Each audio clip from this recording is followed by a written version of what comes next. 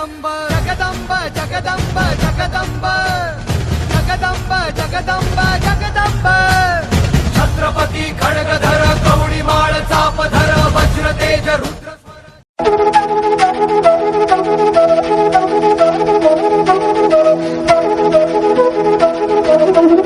हंसते खेलते कहानियां सुनते सुनते शिवबा बड़े होने लगे। बच्चों के साथ खेल भी कैसे थे, काफी लंबी दौड़ लगाना, जंगल के प्राणी पंछियों की आवाज निकालकर एक दूसरे को संदेश देना, मिट्टी के किले बनाना, कुश्ती, घुड़सवारी, तलवारबाजी, निशानेबाजी, छुटपुट की लड़ाई में न्यायदान करना, और सबसे बड़ा था दांड पट्टा। अब दांड पट्टा मतलब क्या होता है? ये लोहे की लंबी पट्टी जैसे दोनों तरफ से तेज धार होती है, वेरी शार्प एजेस।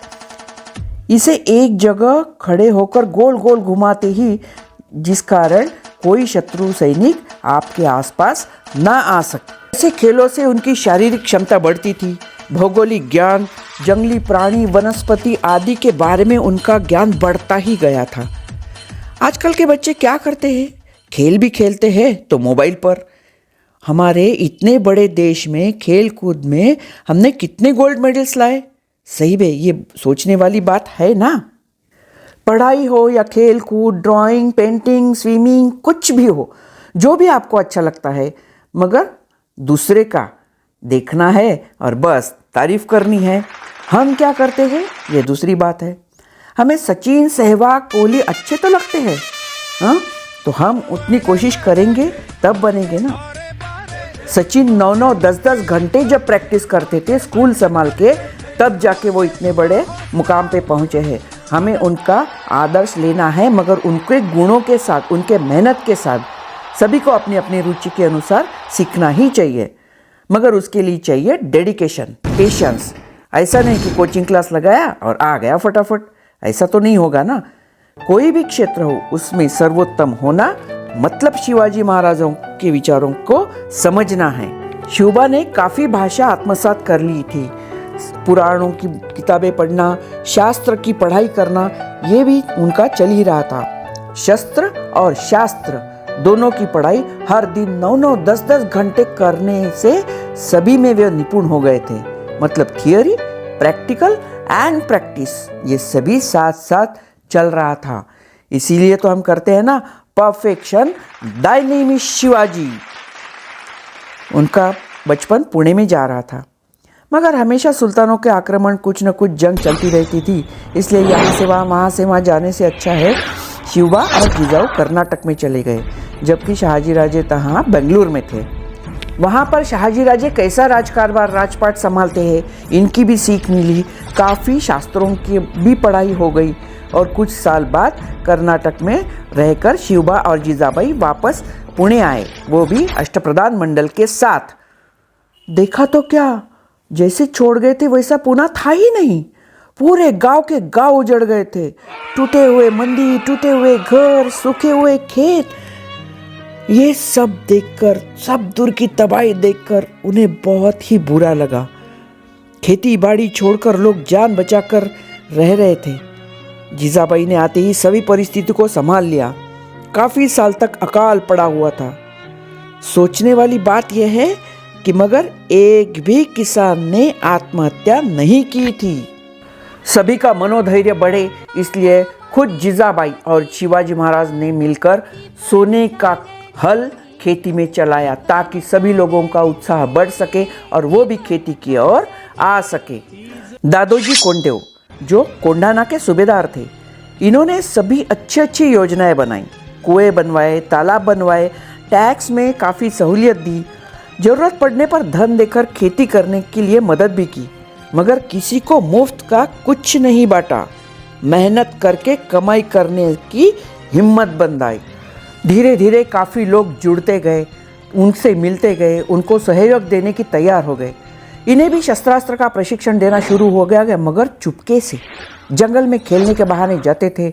जब कोई ना हो तो शस्त्र का अभ्यास करते थे। ऐसे ही एक दिन बड़ा चतुर, साहसी, रूप बदलने में माहिर बच्चा वहाँ पर आ पहुँचा। उसने भी शिवबा को उनके साथ शामिल होने की अनुमति मांगी। उनके गुणों से प्रभावित होकर शिवबा ने बड़े खुशी के साथ उन्हें अपने साथ जोड़ लिया।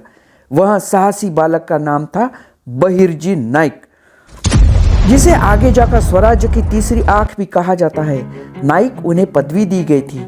वे बन गए गुप्तचर विभाग के प्रमुख और उनकी यंत्रणा इतनी पक्की, इतनी जबरदस्त थी कि आजकल ऐसे इतनी सटीक इंफॉर्मेशन लाते थे कि उनका काम करने का तरीका क्या था वो आज तक कोई भी नहीं जान पाया। सिर्फ युद्ध करना या बलिदान देना मतलब वही कार्य राष्ट्र कार्य करना नहीं, अपितु राष्ट्र निर्माण के लिए लोगों में जागृति लाना, उन्हें सचेत करना, अच्छे बुरे व्यवहार का महत्व बताना उतना ही महत्वपूर्ण कार्य होता है। स्वराज्य निर्माण में बड़ा योगदान जिनका था वो थे समर्थ रामदास स्वामी। उन्होंने देखा कि महापराक्रमी शाहजी महाराज के भाभी को भी मोगल उठा के ले गए हैं। मंदिरों का फोड़ना तो मोगलों का रोज का हो गया है। रामदास स्वामी भले ही साधु थे, मगर पूरी जनता की हालत देखकर वे काफी दुखी थे। स्वामी पूरे भारत भर भ्रमण करते करते गुजरात गए। वहां उन्होंने देखा कि लड़कियों का खुलेआम व्यापार हो रहा है। परदेश में अपनी लड़कियां भेजी जा रही है और किसी को कोई शिकस्त नहीं है। हर जगह क्या क्या अत्याचार हो रहे थे, देख रहे थे सब खुली आंखों से। जब वे पंजाब में पहुंचे तो वहां मिले हर गोविंद सिंह से। वो तो काफी बड़े धर्मगुरु थे, मगर उन्होंने देखा कि उनके पास शस्त्र, खजाना, सैनिक सभी देखकर वो अचंभित हो गए। उन्होंने स्वामी जी से पूछा कि आप तो धर्मगुरु हो, मगर ये सब आपके पास क्यों?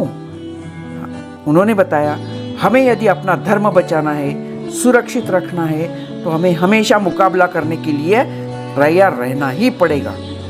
बस तभी तो हम धर्मगुरु कहलाएंगे ना। धर्म नहीं है, ये भी हमारा एक बड़ा कर्तव्य है। तुरंत रामदास स्वामी को अपना जवाब मिल गया। वैसे ही वो महाराष्ट्र में पहुंचे, पंढरपुर गए, नासिक गए और सभी जगह जगह पर गांव गांव जाकर उन्होंने हनुमान मंदिर और कुश्ती के अखाड़ों का निर्माण किया। सभी को अपने बातों से कसरत करने का, अपना शरीर मजबूत करने का कितना महत्व है, कितना वो जरूरी है, ये समझाया। सूर्य नमस्कार की शुरुआत जो थी वो रामदास स्वामी जी ने ही की ही। देखते देखते युवा वर्ग शस्त्र और शास्त्र का अभ्यास करने लगे। सिर्फ सामर्थ्यवान होना ही काफी नहीं था, मन से भी वो तैयार हो गए। जाओ स्वराज्य के लिए। आपको शस्त्र यदि दिए तो आपको तलवार उठाने के लिए या युद्ध करने के लिए बाजू में ताकत होना जरूरी है कि नहीं? कहां से लाओगे वो ताकत?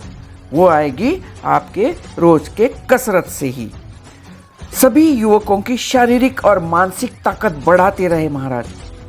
क्या कभी किसी के मन में यह विचार आया कि युद्ध तो काफी होते थे, मुगलों की संख्या तो काफी थी, मगर युद्ध में जो मराठे काफी संख्या में मरते थे, तो उनकी भरपाई कैसे होती थी? वो फिर नए सैनिक कहां से आते थे? पता है?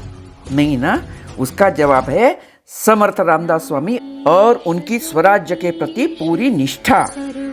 उन्होंने मठों में, अखाड़ों में पूरे युवा मराठों को शस्त्र का प्रशिक्षण दिया था।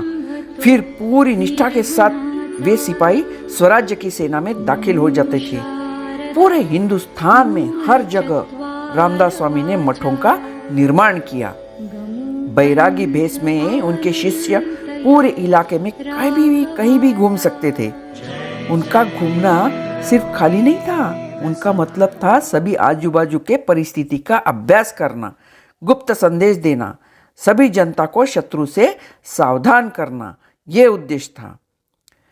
शिवाजी महाराज के स्वराज्य विस्तार में हर जगह, मतलब वो जावली जीतना हो, अफजल खान का वध हो या आगरा से सही सलामत शिवाजी महाराज का निकलना हो, रामदास स्वामी का कैसा योगदान रहा ये तो हम देखेंगे ही।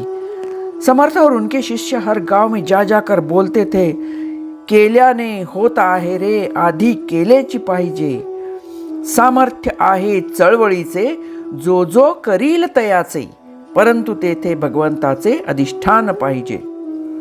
धर्मासाठी मरावे मरोनी अवघ्यासी मारावे, मारता मारता घ्यावे राज्य आपुले। धीरे धीरे एक से एक बढ़कर एक साथी शुभा को मिलने लगे जिन्होंने स्वराज्य निर्माण में भारी योगदान दिया। शुरुआत तो हुई थी, अब देखते हैं उनका आगे क्या संकल्प था। शिवबा सभी जनता से मिलते थे, उनकी समस्याओं पर ध्यान देते थे। वहाँ की जमीन, नदियाँ, रास्ते, जम के होने वाली बारिश, जंगल, इस सभी का बारीकी से अभ्यास करते थे। और उन्होंने जाना कि हमें सबसे बड़ा साथ मिलेगा तो वो है सह्याद्री रेंजेस। सभी भौगोलिक परिस्थितियों की शिवबा ने छोटी छोटी जानकारी हासिल की। मावल प्रांत में रहने वालों को मावड़े कहते हैं। शिवबा और जीजाबाई ने जाना ये लोग कड़ी मेहनत करने वाले, मजबूत और काफ़ी ईमानदार लोग हैं। यदि इन्हें सही नेतृत्व मिल जाए तो ये जिगरबाज कुछ भी कर सकते हैं। फिर क्या, शिवबा ने अपनी योजनाएं बनानी शुरू कर दी। मंजिल तय थी।